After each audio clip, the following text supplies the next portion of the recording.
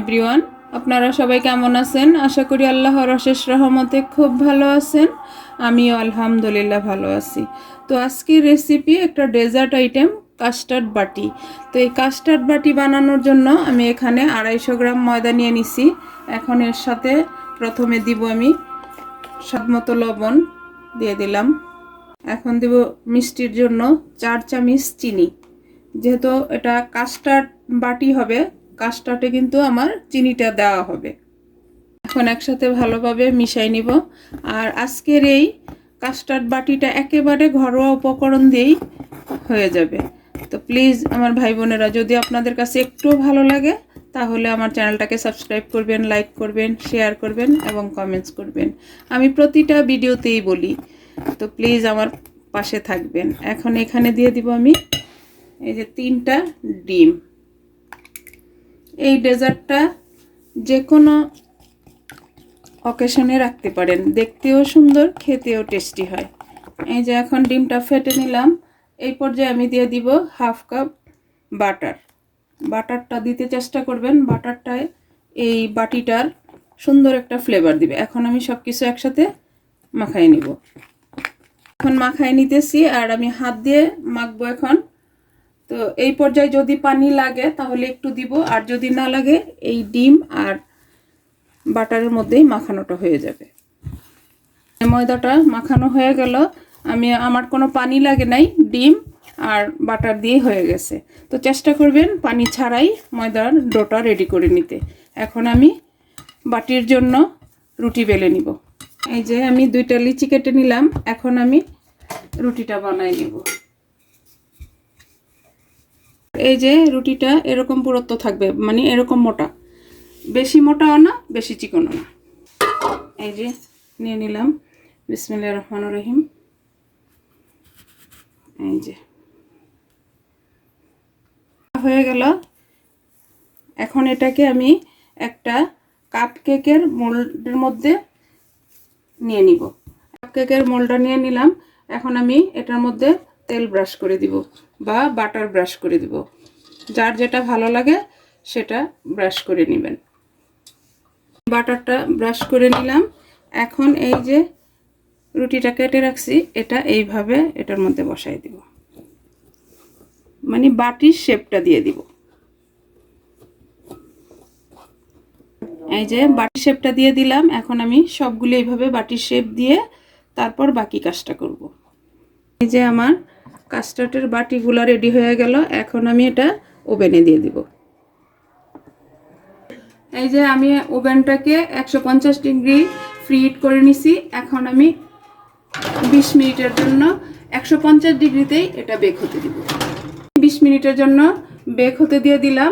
এইদিকে এটা বেক হতে থাকুক, ওইদিকে আমি কাস্টার্ডটা রেডি করে নিব। তো আমার প্রিয় ভাই বোনেরা আমার সাথে চলেন। এই যে কাস্টার্ড বানানোর জন্য এখানে আমি 1/2 লিটার ফুল ক্রিম দুধ নিয়ে নিছি। এখন এখানে দিয়ে দিব আমি 1/2 কাপ কাস্টার্ড পাউডার। ঠান্ডা অবস্থায় কিন্তু আমি মিশাই নিব। এটা হ্যান্ড উইস্ক দিয়ে আর একটু ভালোভাবে মিশাই দিব যাতে কোনো লাম্পস না থাকে। এই পর্যায়ে দিয়ে দিব টেস্ট অনুযায়ী চিনি। এখানে আমি 4 চামচের মতো দিলাম। আপনারা যে যতটুকু মিষ্টি খান অতটুকু দিয়ে নেবেন। আর এখানে 1 পিঞ্চ দিব আমি এলাচ গুঁড়া। এলাচ গুঁড়াটা দিলে অনেক সুন্দর একটা ফ্লেভার আসে। দিয়ে এটাকেও আবার মিশাবো। 1 পিঞ্চ দিব লবণ দিয়ে এখন এটাকে আমি চুলায় বসাই দিব। বিসমিল্লাহির রহমানির রহিম। চুলাটাও জ্বালিয়ে দিব। এখন এটাকে অনবরত নেড়ে কাস্টার্ডটা বানিয়ে নিব। তো প্লিজ আমার ভাই বোনেরা যারা ফেসবুক পেজ থেকে দেখতেছেন, তারা আজকের রেসিপিটা যদি একটু ভালো লাগে তাহলে আমার পেজটাকে লাইক, শেয়ার, কমেন্ট করবেন। আর আমার কাস্টার্ডটা রেডি হয়ে গেল। এখন এখান থেকে আমি একটু রেখে দিব সাইড করে, সেটা কালার দিব, কালারের জন্য। তো এখন এই যে আমি 2 ভাগে 2 কালারের জন্য নিয়ে নিব। এই যে সামান্য একটু করে নিব। আর কাস্টার্ডটা কিন্তু হয়ে গেছে, ওইদিকে আমার বাটিগুলোও হইতেছে। এই যে একটাতে দিব আমি সবুজ, 1 পিঞ্চ দিয়ে এটার সাথে কাস্টার্ডের সাথে মিশিয়ে নিলাম। এই যে একটা নিলাম সবুজ আর একটাতে দিব লাল। তো আমরা তো একটু সৌন্দর্য করতে চেষ্টা করলাম, যদি আপনারা কেউ কালারটা পছন্দ না করেন তাহলে না দিলেও চলবে। আর বাচ্চাদের জন্য যদি বানান তাহলে কিন্তু এই কালারটা দিলে বাচ্চারা অনেক পছন্দ করবে, দেখতে একটু সুন্দর হয় জাস্ট এই। তো এই যে মিশানো হয়ে গেল, এখন আমি কাস্টার্ডটাকে নামাই নিব আর ওইদিকে দেখবো ওভেনে আমার বাটিগুলা কেমন হইল। এই যে হয়ে গেল 20 মিনিট বেক করা বাটিগুলা। এখন আমি এটাকে বের করে আমি কাস্টার্ডগুলি কিভাবে রেডি করি সেটাও আমি আপনাদের সাথে শেয়ার করতেছি। আমার কাস্টার্ডের বাটিগুলো হয়ে গেল, দেখেন মাশাআল্লাহ। এই যে তো এখন আমি বাটিগুলো একটা প্লেটে নিয়ে নিব। এই যে দেখেন বাটিগুলো নিয়ে নিলাম। এখন আমি এই যে কাস্টার্ডটা রেডি করে রাখছি, এখন কাস্টার্ডটা দিয়ে দিব এখানে। একেবারে সহজ রেসিপিটা, কিন্তু দেখতেও সুন্দর, খেতেও মাশাআল্লাহ অনেক টেস্টি হয়। এই যে দিয়ে দিব, যে নিয়ে নিলাম এখন কাস্টার্ডটা। আর এই যে কালার দিছি, এখন কালার থেকে আমি একটু প্রথমে দিব লালটা, এরপর দিব সবুজটা। কালারটা দেওয়াতে দেখেন মাশাআল্লাহ অনেক সুন্দর একটা লুক চলে আসবে। এখন একটা কাঠির সাহায্যে আমি একটু ডিজাইন করে দিব।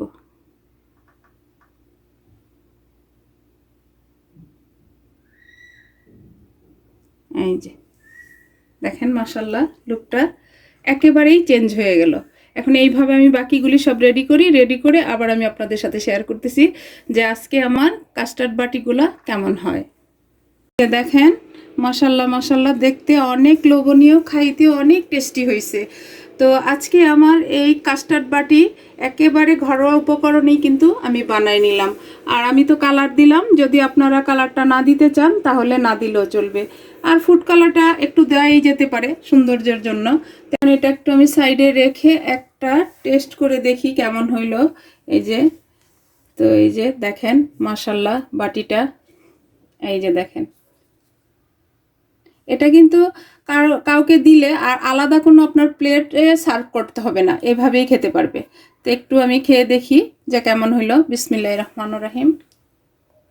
আলহামদুলিল্লাহ এত টেস্টি এই কাস্টার্ড বাটিটা যদি আপনারা যে কোনো অকেশনে বা বাসায় কোনো পার্টি হলে রাখতে পারেন, দেখতেও সুন্দর, খেতেও টেস্টি। তো যাই হোক, আজকে আমি একেবারে অল্প সময় অল্প উপকরণের মধ্যেই আমার কাস্টার্ড বাটিটা বানানো হয়ে গেল। আমি আপনাদের কাছ থেকে বিদায় নিব, আবার নতুন কোনো রেসিপি নিয়ে আসবো।